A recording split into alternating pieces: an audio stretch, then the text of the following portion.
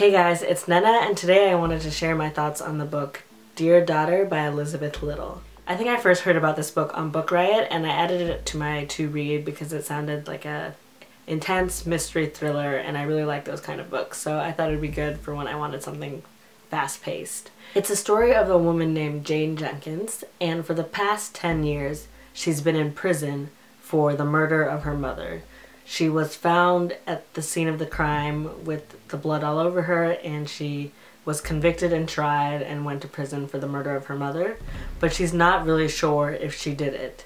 And then 10 years later, it turns out that the DNA evidence was mishandled for the case, so the verdict is overturned and she gets out on this technicality, and her sole purpose is to figure out what exactly happened. So I don't want to say anything more than that because this is kind of a thriller and it's more fun if things are revealed to you as you go along. But I did want to share a few of my thoughts without spoiling anything.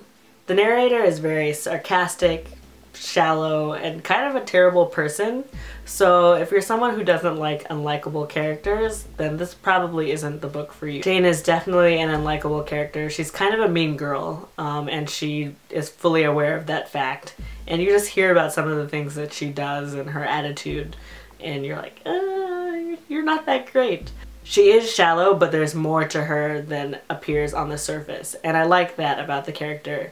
You know, on the surface she seems like this party playgirl, but when you hear about why she acts that way, then it makes a lot more sense. I would say that identity is one of the big themes in the book because Janie learns some things about her mother's past that kind of shake up everything that she thought she knew, and even for herself, she doesn't really think that she could be a murderer, but she's not sure exactly what happened that night. So she's trying to figure out who she really is and what exactly she's capable of. Overall, I thought it was a really engaging read. It definitely kept me turning the pages, and I wanted to know what happened and what she would discover, and in the end, would she turn out to be the murderer? I was surprised by some bits, and there were other bits that I could see where it was going, but I still felt like I wanted to know what was happening. In between the chapters, there are bits of newspaper articles and blog posts about the case of Janie Jenkins. So I thought it was kind of interesting to see her perspective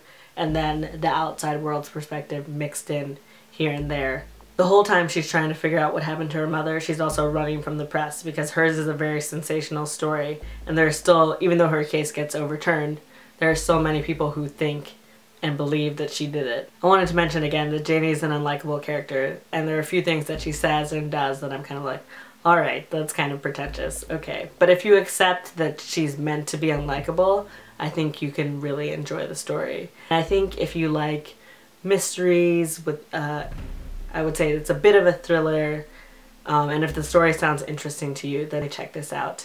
It also brought to mind a book called Reconstructing Amelia, where a mom's trying to figure out how her daughter gets killed. I think it's kind of in that same vein, so if you read that book and you like that, I think you might also like this. Thank you so much for watching. If you read this book, definitely let me know down in the comments below, or if you have any books to recommend that you think are in a similar vein, please do, because I do like these kind of books. And if you want to talk to me elsewhere, I'm on Goodreads, Twitter, Instagram. I will leave all of my links down below, and I'll see you guys in my next video. Bye! I did want to set a few goals for, I guess, BookTube and my reading for 2015, so I thought we could just kind of chit-chat and talk about them.